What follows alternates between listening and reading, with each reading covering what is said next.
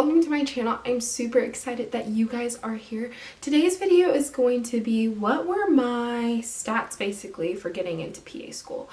Before we start the video though, I just want to say that I hope everyone is staying safe and healthy during this time. I know COVID-19 has affected so many individuals and families, and I just pray that you guys continue to just stay safe and healthy. Practice what the CDC and the World Health Organization are saying, so social distancing, washing your hands, things like that, so we can protect each other. When applying to PA school, you might be thinking, am I a competitive applicant? Do I even stand a chance? PA school has gotten so competitive, and with COVID-19 as well, like there's a lot of things that you probably were trying to prepare for, take summer classes or trying to get a certain grade for PA school, but your school may have switched to a pass or fail system, or you might not be able to take the GRE, whatever it may be. So you're probably might be second guessing yourself if you should apply this round. And I want to say definitely do it. When I was applying to PA school, I almost didn't because I thought I wasn't a qualified applicant, and I thought I just didn't have what it took to even get an interview. And look where I am now. I'm about to start PA school at my dream school in just a few more weeks. So if you even have the slightest feeling that you may get an interview, then definitely apply. So my stats, I would say, were average, if not below average. I really don't know. I just was kind of like comparing myself to like all these really smart people that go to my school or went to before I graduated at the time. So at the time, I'll start with GPA and then like work my way down. Sorry, I have my computer right here so I don't forget. I had finished almost the last semester of my undergrad, so it was my like junior year, and I was trying my hardest to get really good grades this last semester, and I was so close to getting like close to a really good GPA for that semester, and then I got bronchitis during finals week, and so I couldn't, like, it was really hard for me to study like I wanted to do well in those classes, but I still ended up doing well that semester. A&M GPA at the time of applying was a 3.49, so I was really close to that 3.5 goal. Yeah, but I didn't get it. And then my I really don't know what my science GPA was at A&M, to be quite honest, because CASPA counts things differently. But I took like classes as dual credit when I was in high school, and then I also took physics over the summer at like a community college, just because even though PA schools don't require physics, I had to take it because of the major that I was in, and they required it. So that's the only reason I took it over the summer. And so that really helped because I got an A in those classes. So in CASPA, what's really cool is they'll calculate all your sciences. So it could be your nutrition classes, which was awesome because I was a nutrition major, entomology classes, different things like that. So my overall like GPA, cumulative GPA, was a 3.61 after all those classes got factored in. So I jumped pretty well, which is good. It was kind of in that average range of what PA schools look for. And then my science GPA was very shy of a 3.5. So I got 3.47. Yeah, 3.47 for my science GPA. So I was kind of discouraged. Like, I don't know. That's like, I don't know what that kind of stats those are. I know it's not the best, not like the lowest, but I think it was just somewhere in the middle, if not on the lower side. And so that was like my school stats. And then when it came to the GRE, I ended up getting a 291 on my GRE. So it was kind of low than the recommended number. So the recommended number was a 300. That's what everyone like in our pre-PA club would say. Try to get a 300. If you get a 300, you're fine. But I like struggled, and I was like, I'm at a 291, like that's so close to 300. And when I took one of my practice exams, I got a 300. And so it was really hard for me decide if I was going to apply or not. I honestly told myself, I said, if I didn't get in this round, then I would really study really hard and retake the GRE. So that was one thing. My volunteer experience in college was 953. So I was in a women's org for for pretty much my whole time at A&M, from second semester freshman year to basically when I graduated. And so I did a lot of volunteering within the organization, whether it be volunteer or putting on our philanthropy, raising money, doing walk to end Alzheimer's, or what's the word? The walk. Relay, not the walk, but Relay for Life and different things like that. Raising money for amazing organizations.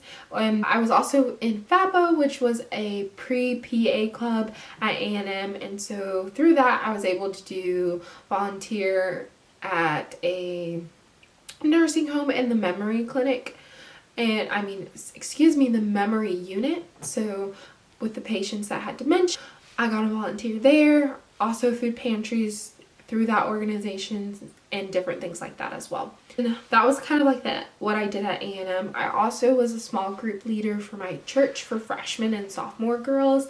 And so I did that for almost 2 years. Kind of how I got my volunteer experience and stuff like that. So going on to patient care experience and healthcare experience, for the longest time, since College Station's really oversaturated with a lot of pre-med and pre-PA, pre-nursing, pre-PT, pre-OT. Like, there's just a lot of people in the College Station area that are students that are trying to be in healthcare. And so trying to get a job that schools see, hey, like, this is patient contact, can be quite competitive in the area. For the longest time in school, I was trying to find like a steady job, but it was either I would apply, wouldn't get it. The pre-PA club I was in always recommended us going home and shadowing there or gaining our experience. But it was always kind of hard with that, especially if you were doing summer school or you were working in a non-healthcare setting. I got my patient care experience in volunteering at a hospital, and I was able to start that my sophomore or junior year of high school. It was something like that. And so through that, I was able to see like births, work in the ER, check vitals, triage patients with the nurse, and walk them back to their rooms, organize the stock room, replenish items, go around and offer patients, food and drinks, snacks, different things like that. And so that was really awesome experience because I got to the hospital and see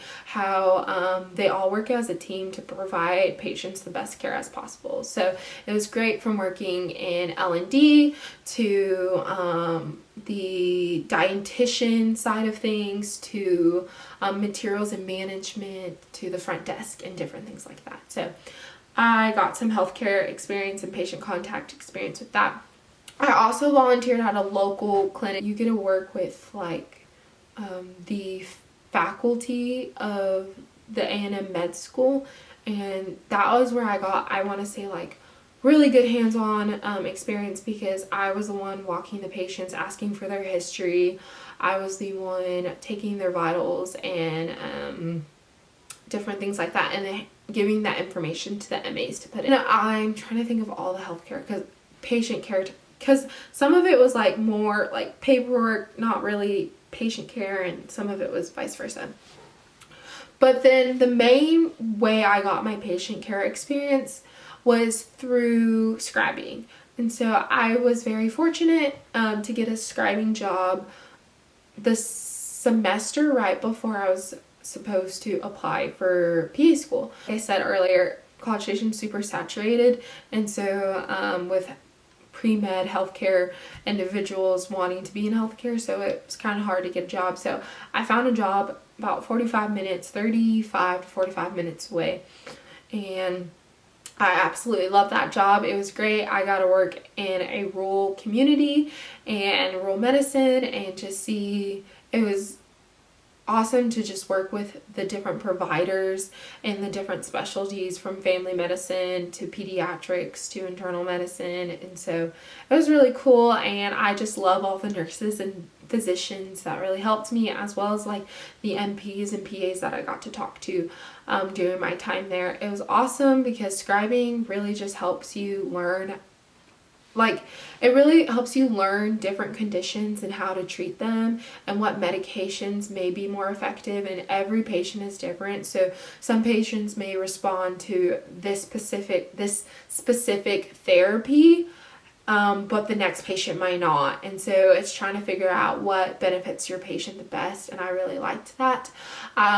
I really had the awesome opportunity as well as to chart in the nursing home setting as well. Highly recommend scribing. I'm a little biased to it because I learned so much during my time scribing. I did research, and not everyone does research. The major that I was in previously to switching to nutrition was biomedical sciences, and I have a video of like what biomedical sciences is really like if you guys want to watch that.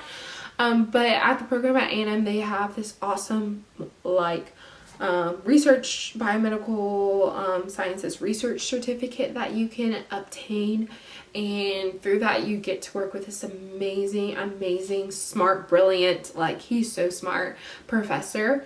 And he really just, there's different research areas that he does as well, like there's fluid balance, and he does a lot. So it was an awesome opportunity to just learn under him and learn how to research can come in different forms. It doesn't necessarily have to be in a lab. It could be finding a mathematical model to interpret different conditions and how to predict those conditions. And so I thought it was really cool because I like math. I'm a little math nerd, and so I really liked that route. So I hope this video helped. I'm sorry if it was a little lengthy. I just want you guys to know that you guys are one of a kind, and you're one in a million, honestly, and you all have your own story and your own journey. And just when you're starting your application, just try to convey your story, because like I said, you're one in a million. No one has the same story as you. And so just show the PA schools who you truly are and your passion for the PA field. And I promise you, one school will notice your worth and want to invest in you. And thank you so much for watching this video. If you guys have any questions or comments, please link them down below. If you have any requests for a certain video, or you want me to talk about a certain topic, please let me know as well. Have a great day and stay safe and healthy.